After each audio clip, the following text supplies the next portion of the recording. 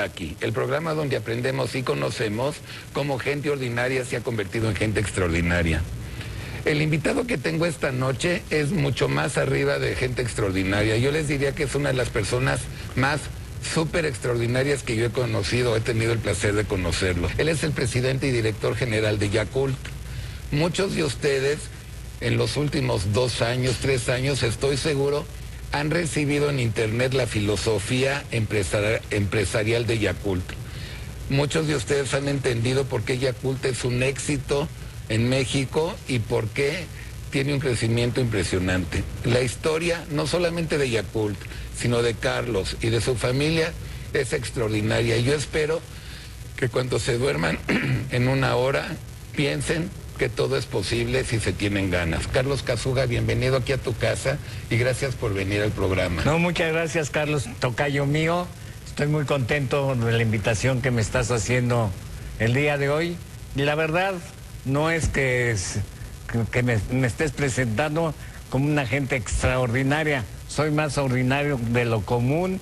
Eso sí, con mucho amor a México, con muchas ganas de salir adelante, porque yo creo que este país le ha dado a mí y a mi familia más de lo que nos merecemos y que ni mis nietos van a poder pagar todo lo que México nos ha enseñado, nos ha dado, y es por ello que con amor, con cariño, con mucha pasión, estamos todos los días tratando de salir y levantar en algo a nuestro país, México. ¿Cómo empieza Industrias CAI? La gente que no conoce Industrias CAI, seguro uno de sus hijos o nietos han usado una llanta o una pelota de plástico de Industrias CAI que el señor y su papá fundaron.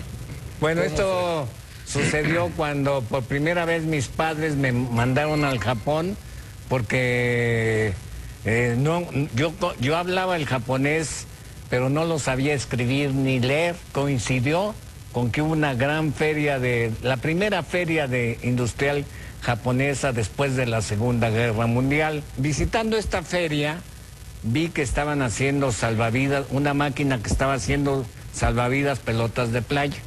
Me llamó mucho la atención porque recordaba que nosotros en México, solo con cámaras de automóviles, de esas negras grandotas, de las llantas, nadábamos y nos divertíamos. Dije yo, esto seguro que va a pegar en México. Les dije a estas personas que quería yo importar estos productos a México.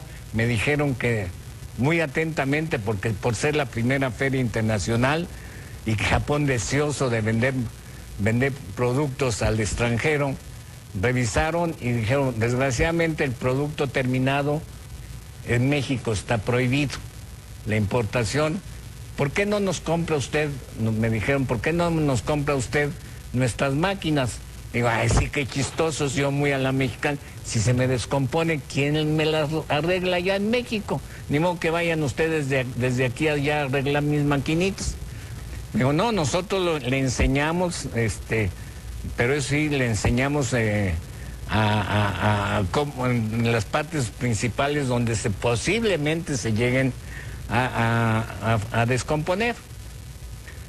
Yo tenía que escribirle a mi papá una especie de diario de todos mis avances en japonés, y le dije que había visitado la Feria Internacional de Maquinaria Japonesa, que había visto los juguetes inflables, las salvavidas, pelotas de playa, y que yo creía que en México iba a tener mucho éxito. Lo mandé, en esa época se tardaba más de 30 días el correo en ir y venir de Japón a México. Y a mí hasta se me había olvidado lo de esta feria cuando de repente al internado donde yo vivía llegó un señor, el dueño de esta fábrica japonesa, enseñándome una carta de mi papá diciendo que dejara la universidad y me fuera a trabajar a su fábrica. Eso fue un shock verdaderamente para mí. ¿Qué estabas estudiando? Yo estaba estudiando el japonés, idioma japonés. Ninguna carrera. Ninguna carrera. Pero yo creo que estuve en esa fábrica 9 meses. Pero yo creo que en mi vida la mayor enseñanza que obtuve fue en esa pequeña y mediana empresa japonesa, de lo que es un verdadero empresario. Me asombraba que cuando llegábamos en la mañana a la empresa, el señor estaba barriendo la banqueta. El director. El dueño, la banqueta de su fábrica, él mismo se vestía en el overol, todos hacíamos pipí y popó en los mismos baños. Él, cuando salía, tenía que ir al banco, tenía que hablar con un proveedor, un cliente, se cambiaba inmediatamente, se ponía la corbata y salía, pero cuando regresaba volvía a poner el overol y trabajaba al parejo de todos nosotros. Siempre era el primero en llegar, el último en irse, dos veces al año él nos hacía una excursión en que nos llevaba todos a dos días a una parte turística del Japón, y ahí sí era una de sake y de geishas y de todo, un destrampe total, pero ahí todos los trabajadores le hablaban todas las inconformidades que sentían, y él también nos daba la razón, y eso es lo que yo aprendí mucho del ser empresario al estilo japonés. ¿Cuántos empleados eran? Eran en esa época, en esa fabriquita, eran como 58 gentes nada más. Pero era una mediana empresa que hacía unas...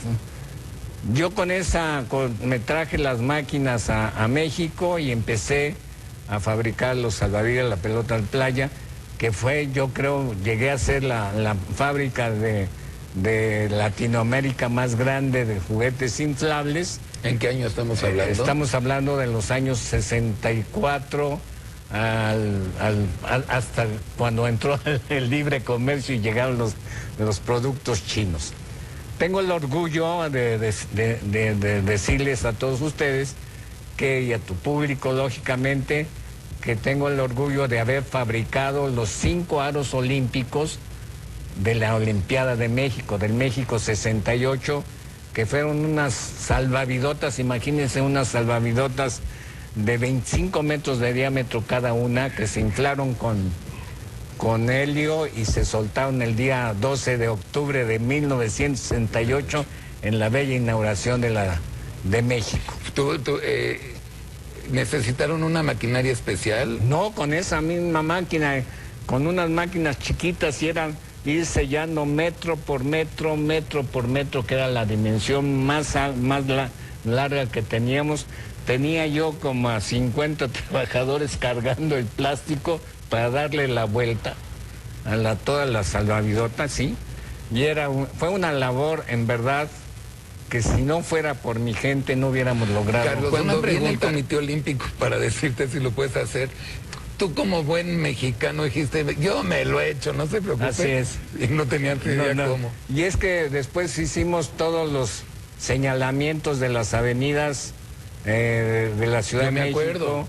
Hicimos los globos de 3 metros de diámetro para indicar en dónde estaba gimnasia, en dónde estaba natación, en dónde estaba atletismo. Porque la falta de intérpretes que se tenían en México era la forma más idónea de guiar a la gente a los centros, los centros de atletismo. Dime una cosa, ¿te gusta el jazz? Ah, sí, cómo no, me encanta. Hijo, que ya ve, niños, todo el mundo los quiere, yo no entiendo. Bueno, yo los adoro. Vamos a hacer un corte de estación, vamos a escucharlos y regresamos a seguir platicando contigo. Niños.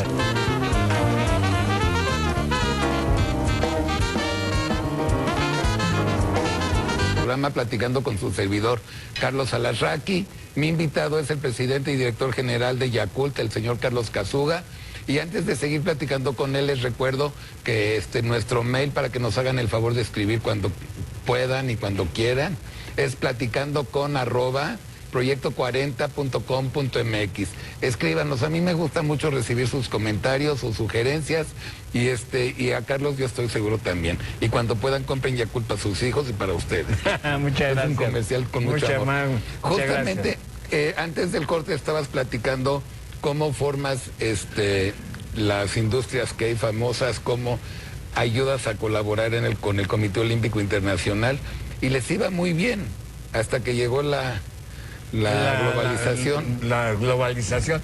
Pero lo interesante es de que cuando yo regresé de Japón, estudié en la escuela bancaria y comercial y tenía clases de 7 a 9 de la mañana, después de 6 de la tarde a 9 de la noche, para contratar a mi gente, porque me di cuenta que lo más importante en una empresa es su gente. Más que la maquinaria, más que la tecnología, es la gente. Y la gente no solo de conocimiento, sino sobre todo de valores, Carlos. Y es por ello que uno de los valores más importantes que debe de haber entre el trabajador y la empresa es la confianza, es la honestidad. Y es por ello yo que cuando yo contrataba a mi gente, pues tú sabes que y como era trabajo manual, mucho de trabajo manual, yo tenía clases, te decía, de 6 a 9 de la noche en la escuela bancaria que está en Reforma. Entonces cuando iba hacia la bancaria, en la Ciudad de México, en los semáforos, hay muchos jovencitos que vendían el Extra y Ovaciones, los periódicos de la tarde. Bueno, cuando estos valían 35 centavos, yo les pagaba con un billete de 100 pesos y les compraba el Extra y Ovaciones. Me decían, oiga, no tengo cambio, estoy empezando. Le digo, no te preocupes, 9:30, 10 de la noche, que pase por aquí, me regresas el cambio. La verdad, Carlos, te tengo que decir, muchos no me regresaron el cambio. Más o menos, ¿cuánto dejabas al día? No, 1 o 2 nada más. Pero cuando todos los cuates que me dijeron, todavía me decían joven en esa época, joven, aquí está su cambio, esos son actualmente los ejecutivos de mis empresas, tienen casa particular, coches último modelo, mandan a sus hijos a las mejores universidades de México y todavía se dan el lujo de mandar a sus hijos, tener una casita de campo en Morelos o en el Estado de México. En Yakult y en las empresas que tengo. Y es por ello que yo me autorizo para poder dar conferencias en los foros universitarios y empresariales, que con México, con su gente, se puede, siempre y cuando demos educación formativa, más que educación de conocimientos. ¿Para qué quieres tener, Carlos, en tu agencia de publicidad o en mi negocio un contador, un ingeniero, un químico, un licenciado, si no es honesto? Claro. Si no es puntual. Claro. Si no sabe trabajar en equipo. Mientras más tiempo lo tengas, más daño te va a ocasionar. Y eso aunque tenga dos títulos o 2 maestrías. Pero ¿de dónde sacabas tu intuición de que este chico que es honesto porque me regresó el cambio y todo, de dónde decías, lo meto a mi empresa y me va a funcionar? Porque el primer valor que debe de haber es de la confianza. Cuando hay una confianza es que hay una fianza moral entre el trabajador y la empresa, entre tu esposa y tú, entre tus amigos y tú, es confianza, hay una fianza moral. Y cuando hay esa fianza moral, pues ya empieza a abrirse uno, a conocerse uno, a guiarlos para que sigan estudiando, para que sigan formándose y ellos que no esperaban, no soñaban ni siquiera tener un trabajo estable, un sueldo estable, pues le meten todos los kilos, todas las ganas, porque otra cosa muy importante que debemos de los empresarios de dar es que el sueldo no motiva a la gente, fíjate. Lo que motiva a la gente es el sueldo moral. ¿Qué es el sueldo moral? El sueldo moral es el decirte, por ejemplo, oye Carlos, qué bien te salió el programa, oye Carlos, la publicidad que hiciste fue fabulosa, qué bien tocaron los muchachos del jazz, oye, qué buenas tomas están sacando, todas esas cosas son el sueldo moral que motiva, que mueve a la gente. Porque si tú preguntas en cualquier empresa quién está contento con su sueldo, nadie está contento con su sueldo. ¿En el mundo es igual? En la mayoría de todos lados. ¿Sí? Sí, lo que busca el trabajador es seguridad de trabajo y que se le dé mucho sueldo moral. Que esto es las cosas que yo creo en México más hacen falta.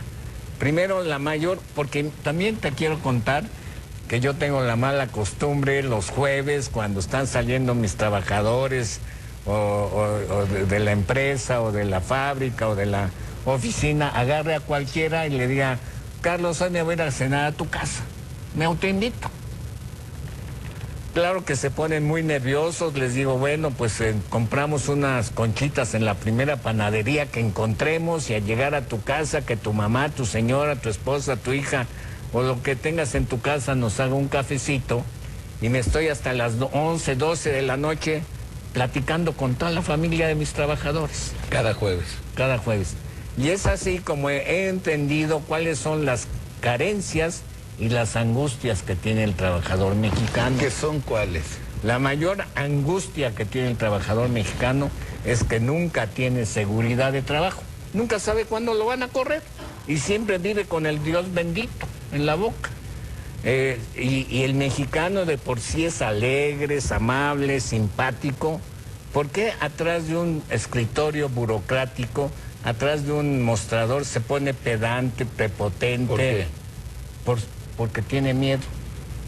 Un animalito cuando tiene miedo, gruñe, pela los dientes, lanza la mordida. Igual es el ser humano. Cuando tiene temor, tiene miedo, así se comporta. O sea, no tú, pero contratas a un ser humano y en ese momento el chavito, el ser humano está muy contento porque lo contrataste, primer día de trabajo y entra con miedo. Sí, entra con miedo, entra con temor, pero ese es bueno, son factores, valores, confianza y mucho sueldo moral para motivarlos, para que salgan adelante. Sueldo, y que sienta seguridad de trabajo. En Yacuy, por ejemplo, nunca contratamos a una persona, siempre hemos ido con esa filosofía de contratar a una persona para darle seguridad de trabajo, como si fuéramos a adoptar un hijo, al cual tenemos que educar, formar y hacerlo crecer. Y no son Kleenex los trabajadores que los usas cuando los necesitas y los tiras cuando ya no. Así cualquiera puede ser empresario. Pero también los tenemos que correr de vez en cuando, pero los corremos por 5 motivos que, Carlos, creo no son culpa de la empresa, sino ponte a pensar en culpa de quién es. Porque llega muchas veces tarde, porque falta mucho, porque se robe algo, no hay perdón, ahí claro. Sí, porque llegue tomado o drogado, o porque dé la valiosísima información de Yacuy a Chamito. Salvo eso no hay bronca. ¿Quién es Chamito? Chamito es la competencia que tenemos en Nestlé, pero estos son los 5 conceptos por los cuales se podría despedir una persona, pero por lo general es seguridad de trabajo para que el trabajador rinda lo mejor. Después, la carencia que tiene el trabajador mexicano es tremenda, de que muchas veces ni saben el nombre del trabajador, no saben ni cómo se llama, y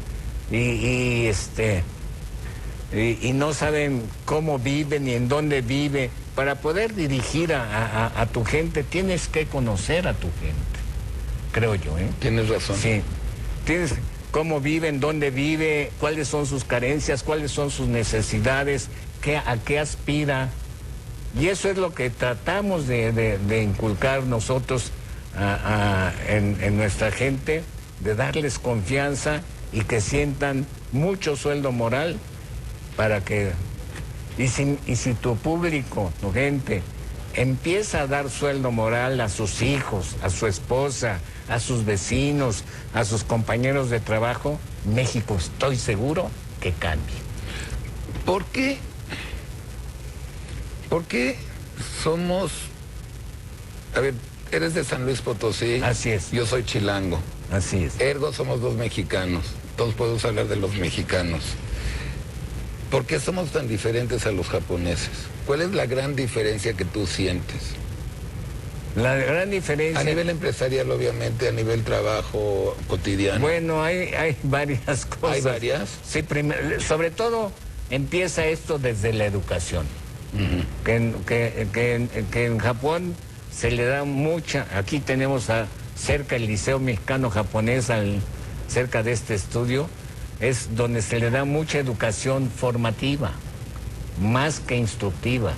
Por ejemplo, en el Liceo Mexicano-Japonés, los que hacen el aseo de sus salones son los niños. Se les enseña cómo agarrar la escoba, cómo palanquear la escoba, cómo poner el recogedor, cómo exprimir una jerga, cómo gastar menos agua. Porque la productividad empieza siempre desde la limpieza, Carlos.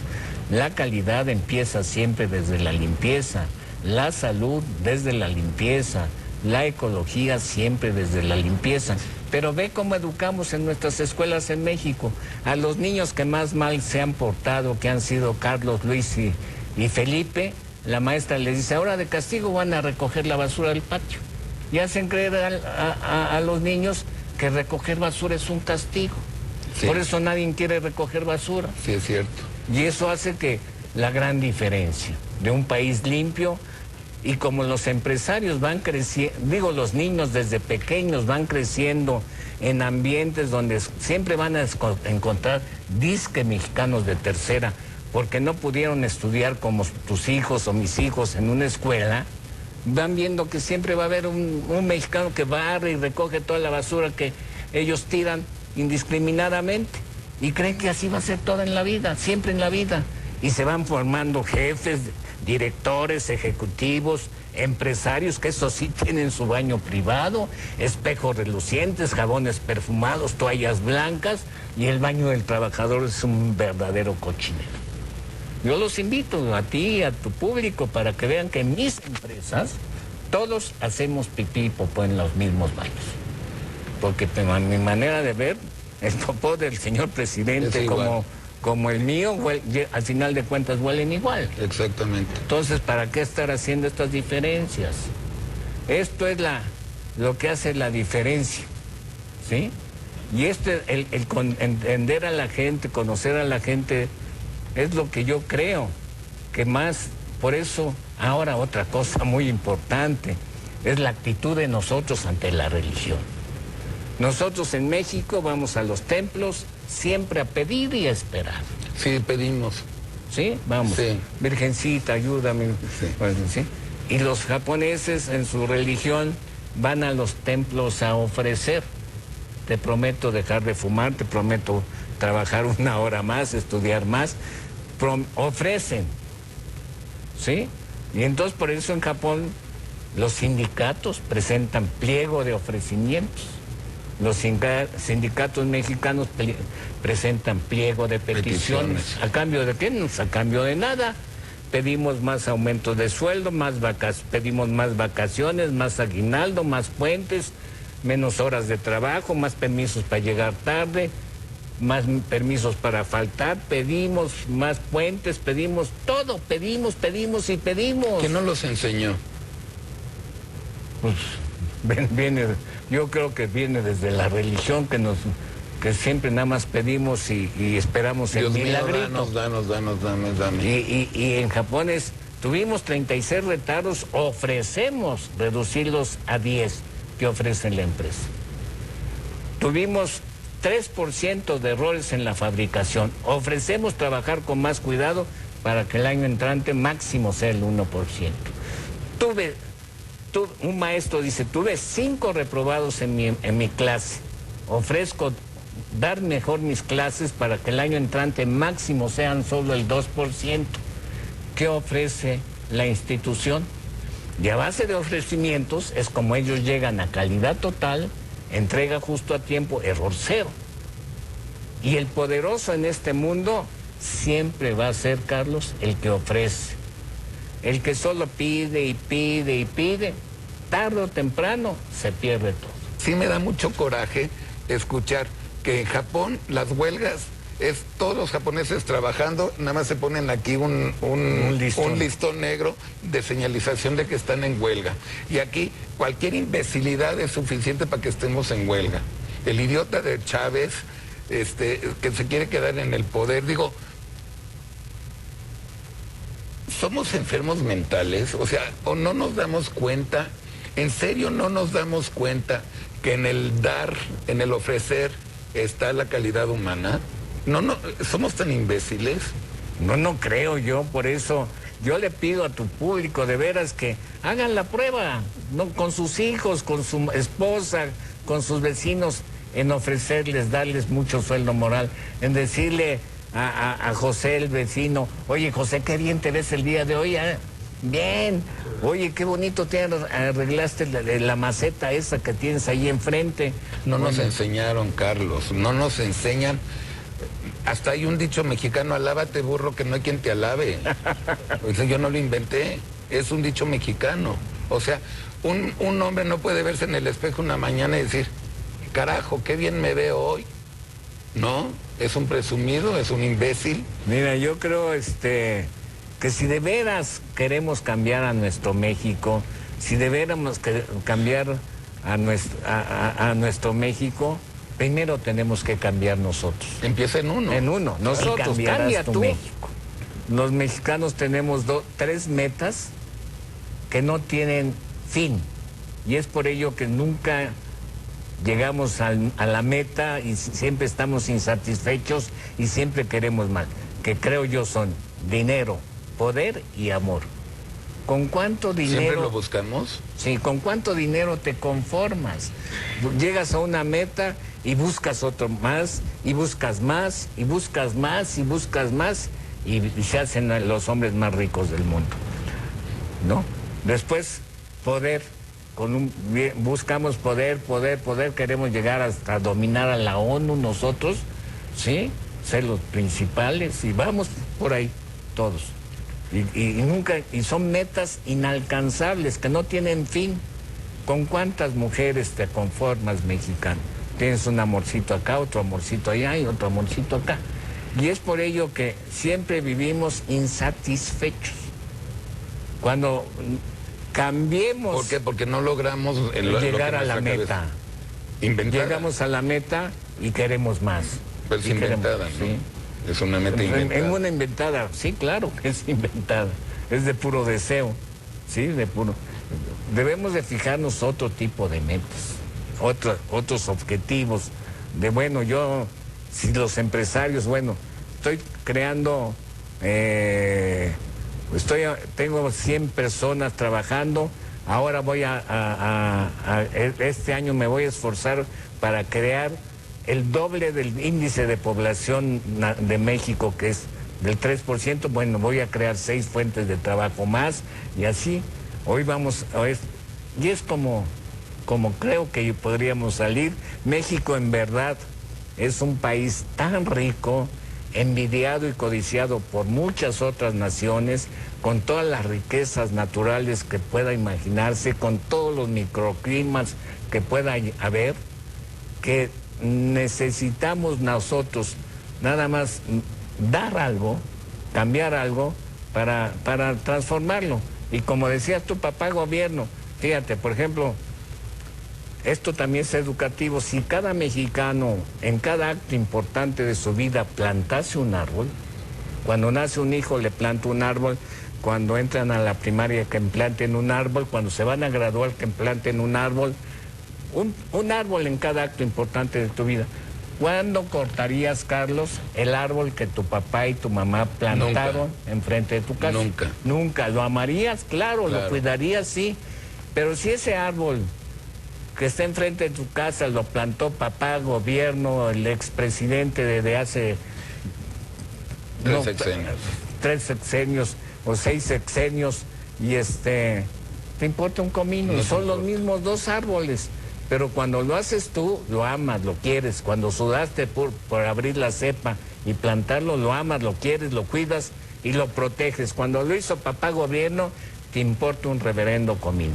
Por eso la educación de que todo lo tiene que dar el gobierno, todo lo tiene que dar papá, todo lo tiene que dar la universidad, estamos equivocados. Yo voy a las universidades y les digo, señores rectores, ustedes hacen surcos en ir a la Secretaría de Educación o a la capital de sus estados a que les aumenten su presupuesto para aumentar les aumenten el presupuesto para dar una mejor educación en sus universidades, teniendo a 602,000 jovenzotes ponchadototes, puertotes, anotes, pero que les pesa. Claro. Y no hacen nada, los cabrones, perdón. No, dilo, no hacen, sí, no hacen nada. Cuando todos esos jóvenes podían estar pintando su universidad, podían estar Pero, haciendo a ver, trabajos Carlos de Cazúa, jardinería, de plomería, de electricidad. Piensa bien esta respuesta. Sí, ¿cómo no?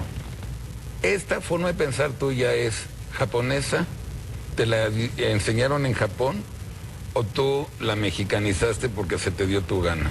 No, esto, claro, lo vi y lo aplicamos en el Liceo Mexicano Japonés y nos ha resultado la maravilla. Ustedes van ahorita al liceo, parece que se inauguró ayer, porque todos los padres de familia, una vez al año con sus hijos, van y pulen las bancas, pulen los escritorios, los barnizan, hacen todos los trabajos de jardinería, pintan la escuela. Todo eso es formativo. Lo que estoy insistiendo es lo que nos falta es una educación formativa. La educación que recibimos, y perdonen que estén aquí en sus colegas del Canal 13 o de la Televisa, lo que aprende el mexicano de educación formativa es en las telenovelas. Sí. Todos quieren ser las gaviotas o todas quieren ser las panaderas y bueno, Sí. es increíble. Sí. ¿Me estás de acuerdo? 100%. Por eso, lo que falta en nuestra educación, y lo vuelvo a repetir y le repetiré hasta el cansancio, es que demos una educación formativa, un sentimiento de dar. Si todos los aquí presentes o los que escuchan tienen la libertad, la dicha y la bendición de poder visitar libremente esta tierra mexicana, creo yo que al menos tenemos la mínima obligación de no ensuciarla y no ensuciarla. Pero a ver, tienes razón, no opino igual que tú. Ahora sí. Y en mi agencia no es exactamente igual, pero humanísticamente hablando vamos muy parecidos. ¿Qué quieres de un mexicano que ve que es muy fácil decirle a un policía de tránsito, cállese la boca, tenga 100 pesos, no me esté fregando?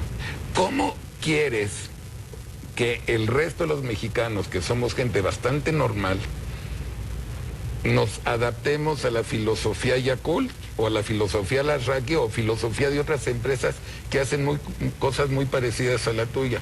No es posible, porque nos gana la mayoría de... Bueno, nos ganan. No, yo estoy de acuerdo que nos ganan, pero a mí en lo personal me da la autosatisfacción que mi gente en sus casas, con sus hijos, estén haciendo un cambio. Con eso estás hecho. Con eso yo me siento más satisfecho porque me tocó hasta ahí claro. Esa trinchera, ese pedacito y esa responsabilidad que lo hago todos los días con mucho gusto y con mucho ejemplo para que mi gente no te iba crezca. a hacer esta pregunta, pero ya estoy tan caliente que ahora te friegas. ¿Cuándo fue la primera vez que sacaste utilidades? Después de 8 años es cuando por primera vez llegamos al punto de equilibrio en Yakult. ¿Sí? Después, hasta los 20 años... ¿Cuándo fue la primera vez que sacaste utilidades? Después de 8 años es cuando por primera vez llegamos al punto de equilibrio en Yakult. ¿Sí? Después, hasta los 20 años, los empresarios japoneses no le sacamos utilidades a la empresa. 20 años. 20 años. Yo quiero preguntarle a tu público si los empresarios japoneses o están equivocados o están en lo correcto. Desde que ellos nacieron hasta los 20 años, ¿cuánto dinero les quitaron sus papás? Van a ver que nada. ¿Cuánto dinero, tiempo, amor, cariño invirtieron sus papás en todo el público que nos está escuchando o viendo? Ok, va la segunda pregunta que no te quería hacer, pero te friegas. Platícales cuánto les das de aguinaldo o de bonos. Del reparto de utilidades. Sí. Bueno, el reparto de utilidades de Yakult es mucho mayor que el sueldo que reciben muchos trabajadores de la zona durante el sueldo de todo el año. ¿Sí? Lo voy a traducir. El bono que recibe un trabajador en Yakult es el equivalente al año de sueldo. Y no saca utilidades, primero se lo da al personal. Y vean Yakult, ¿con cuántas botellitas empezamos vendiendo? 2.568 botellitas promedio diario, y ahora estamos en más de 3 millones de frasquitos diarios de venta. ¿Cuántos empleados hay? Ahorita, bueno, en la planta son 450 trabajadores y empleados son más de 2.500 gentes. Seguimos. ¿Quién es el dueño de Industrias CAI ahora? Mis trabajadores. Bueno, ¿sigo o ahí muere el programa? Es que yo veo tu biografía, veo cómo tratas a tu personal, veo tu filosofía con el personal, veo que lo que te preocupa, por lo menos como primer paso, es el bienestar de tu personal, que eso te lo enseñan en el IPADE muy bien. Sí. Yo estudié el AD2 y es lo primero que te enseñan. Gozas de privilegios si eres feliz con el dinero que ganas sin ganar los millones que ganas. Es muy difícil la vida. No es la... Bueno, ahora tengo mucho personal en la República que es desempleado ahora, recientemente. Están confundidos, tienen deudas, a lo mejor tienen la suerte que la esposa sí trabaja todavía, el hijo y la hija. A lo mejor el hijo sí, la hija está terminando la escuela. Están muy perdidos porque oyen declaraciones de que el presidente dice que hasta agosto, a lo mejor, y estamos en febrero. Tú que tienes ese sentimiento humano, ¿cómo podemos ayudar en toda la República a ese sector de mi público que está sin trabajo ahora, pero que hay oportunidad? Bueno, yo quisiera decirles que yo he ido a muchas ciudades, muchos pueblos de la República Mexicana, y me he dado cuenta que la mayoría de los empresarios, fíjate, que están en esos pueblos o en esas ciudades del interior, son de apellido extranjero. Son gente que estoy seguro que cuando llegó a las Charcas, San Luis Potosí o a Tenosique o a cualquier lugar, fueron gente que llegó sin estudios, ¿sí? No tenían títulos, no tenían dinero, muchos de ellos ni español sabían hablar, pero al ver México y trabajando 14, 16 horas diarias, sábados y domingos, actualmente son los grandes empresarios de esa región. Entonces yo siempre hablo en las universidades que estudien fuerte, pero no solo para obtener un título y salir a buscar trabajo.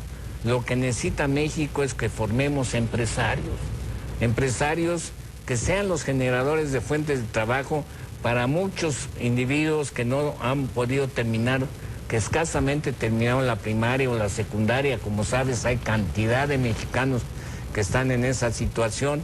Y además, todo el mundo se imagina que para ser empresario se necesita mucho dinero, mucho capital, y no es cierto. Yo he ayudado a varios jóvenes universitarios de tecnológicos en crear sus propias empresitas. En Chiapas, por ejemplo, hicimos un criadero de loros, de pericos, que se reproducen en esta gran jaulota, pero el chiste que tienen estos pericos es que hablan inglés. Dicen Merry Christmas, Happy New Year, I love you, I love you. No es cierto. De veras. Y se venden así como pan caliente. ¿Y qué costó? Nada más ingenio. ¿Me entiendes?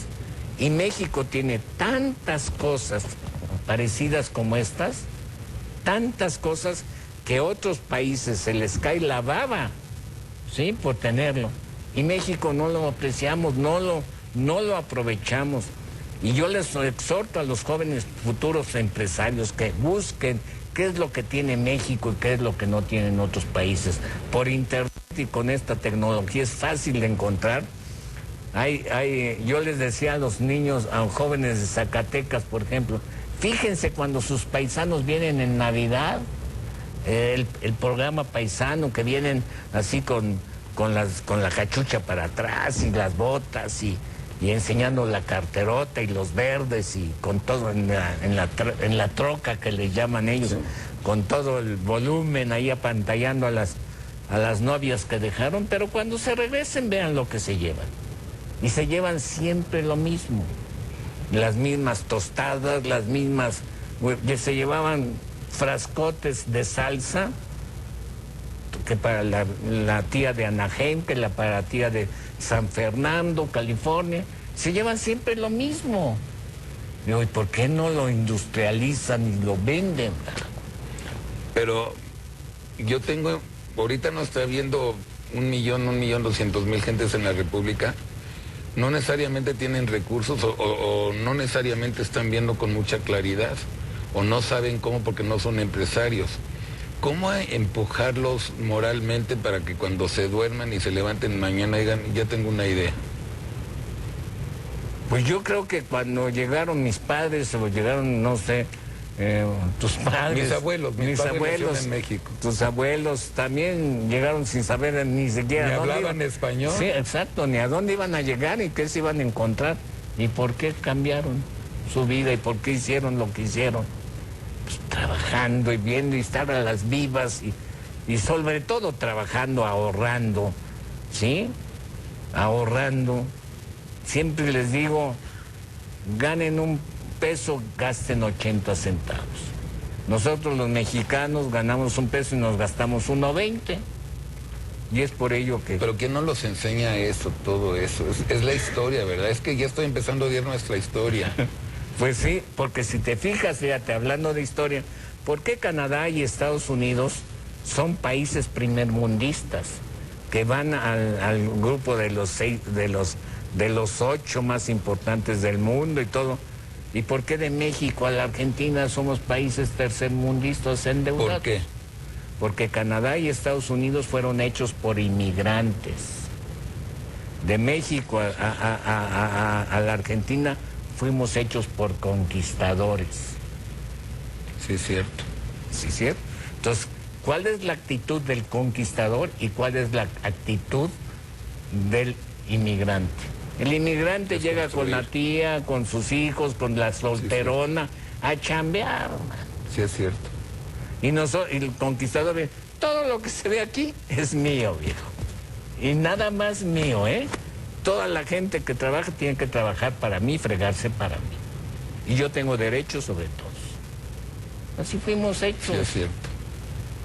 Por eso, ¿por qué decimos, oye, qué padre reloj, qué padre conferencia, qué padre entrevista hiciste? ¿Cómo estuvo la entrevista? Valió madre. ¿Por qué lo fino? Padre. ¿Por qué lo jodido? Madre. Pues lo fino, sí, es cierto. Es el hacendado, el bien vestido en el caballo. Y la madre es la que está en el jacalito allí torteando. Y es la que nos da de comer. Nos da de comer. Y por eso no nos hemos independizado, en pocas palabras, todavía. De decir, viva México, yo trabajo por México y México es grande y México es mi país. Y doy todo por mi México y me tengo que comportar como buen mexicano. No le tienen confianza a los políticos, nos pagan muy mal de regreso. No, pero... Bueno, eso es lo que pasa. Perdóname que yo también me emocione, sí, no, pero... me gusta. Pero es como creo debemos de hacer el cambio nosotros. Mientras estemos diciendo, ay, qué padre coche, qué padre reloj, qué padre vestido. Estamos todavía en la conquista, hombre. No nos hemos quitado el cascarón. ¿Sí? No sé qué decirte. Es que tienes razón. Yo siempre he dicho que el cambio empieza con uno, coincido contigo. Y si empiezas con uno, ya lo hiciste. Pero sigo diciendo que México es el mejor país del mundo. Es un gran país. Lo amo con todo mi amor. Sin embargo, no tengo respuesta, no me llena de energía positiva quiénes son nuestros políticos. No me llena de energía positiva los gañanes que vas tú en la calle y se te cierran porque no quieren hacer cola. Y esos también fueron bien educados. Algo pasó. Y entonces vivimos, sobre todo en el DF, en una jungla. Que por más que tú tratas con tu personal de llevarla bien, de que estén bien, que están bien, salen afuera y es... Exacto. Bueno, sí.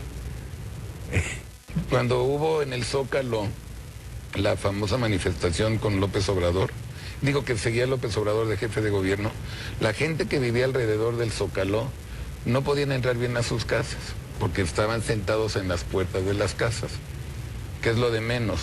Como no había baños, se hacían pipí popó en la calle. Estoy viendo dos Méxicos, los tuyos, los míos, los de muchísimos empresarios y gente muy normal, y los otros. Y por más que uno quiere cambiar... Pues yo creo que en programas como tú, el tuyo, en este programa, hay que concientizar a nuestra gente a nuestro México, de que México sí la puede hacer. Y México tiene todo para poder ser grande. Desde las universidades están equivocados porque les enseñan desde los maestros decirles que estudien bien, que se apuren, que saquen buenas calificaciones para que se contraten. Para que los contraten, no los enseñan a ser empresarios. No los enseñan a ser empresarios, eso es lo que digo. La cosa es motivar a esa gente que tiene la fortuna de tener estudios universitarios a que tengan las agallas, los bachocos, para que se vuelvan empresarios. Yo te voy a decir nada más algo que te vas a morir de risa. En la carrera de Ciencias de la Comunicación, ¿sí?, no hay la materia de diseño gráfico. En la carrera de diseño gráfico hay una materia de publicidad. En diseño gráfico. Entonces, cuando yo contrato diseñadoras gráficas, no tienen idea de publicidad. Y a mí me han juntado de la Anáhuac y de la Ibero en épocas diferentes. ¿Qué opinión? Dije, miren, una muy fácil, junten una carrera, diseño y comunicación. Para nada. Para nada. No, pues sí. Entonces pues, ya multiplica el resto, ¿no? Y así es como debemos creo yo, de salir adelante. Y digo, yo tengo mucha esperanza, sé que sí estamos en una recesión muy fuerte internacional, pero en verdad, si todos los mexicanos empezasen, yo les digo a mis trabajadores, qué bueno que viene la crisis, que estemos en esta situación, porque ha sido el momento en que México se debe de volver en un capullo. Para que exista una mariposa, primero hay un gusano que crece y empieza a comer hacia lo desesperado, se hace grande, pero cuando llega el invierno se vuelve un capullo y está colgado ahí en la ramita durante todo el invierno, que parece una hoja muerta allí, que nadie le hace caso. Pero dentro de ese capullo está haciéndose una transformación, una metamorfosis tremenda, de evitar todos los gastos innecesarios, de cómo gastar menos luz. Todo eso es lo que se debe de hacer para que cuando vuelva a venir la primavera salgas como una linda mariposa a volver a chupar las mieles de esa primavera. Y qué bueno que vino la crisis, les digo a mis trabajadores, a mi gente, porque es el momento en que debemos de pensar en dónde podemos ahorrar. Desde papel del baño, hasta champú, en jitomates que echamos a perder, en cómo acomodar los productos, las cosas en el refrigerador, para que de una sola, con abrir una sola vez, sepamos dónde está el Yakult, y no que abrimos el refrigerador y estamos, ¿dónde dejé el pinche Yakult? Y busque para arriba y otra vez cerrar, mientras el motor está trabaje y el recibo de luz se va por las nubes. Es, creo yo, hijos, esposa y trabajador nuestro, en el momento en que deben de ver cómo ahorrar, cómo gastar menos, para que con el mismo ingreso se pueda vivir aún hasta mejor. Una última pregunta, Sí, que acabó no. el programa. ¿Tenemos esperanza inmediata, México? ¿Sí o no? Sí, claro que sí tiene Sí esperanza. tienes. Sí, yo para mi manera sí tenemos mucha esperanza. Primero, en saber ahorrar en cada hogar. Otra cosa es nunca perder el núcleo familiar, el valor familiar que tiene el mexicano, que esa es una defensa tremenda, porque si se quedó sin trabajo el marido, la esposa, el hijo, todo el mundo nos ayudamos, pero el concepto principal es ahorrar, gastar menos en todo, para que si no hay ingresos, si no hay aumentos de sueldo, podamos vivir con lo poquito que tengamos. Las empresas también, si no podemos aumentar las ventas, pues tenemos que ver sin deteriorar la calidad de nuestros productos o de nuestro servicio, en qué ahorrar, y hay cantidad de cosas en que podemos ahorrar para que la pasemos bien. Carlos Cazzuga, ha sido la hora más rápida, ¿eh? Ah, sí, Un muchas programón. Te quiero agradecer muchísimo. gracias. No, gracias a ti, Voy a Carlitos. repetir un programa contigo. Con todo porque gusto. me quedé, hay muchas cosas que platicar.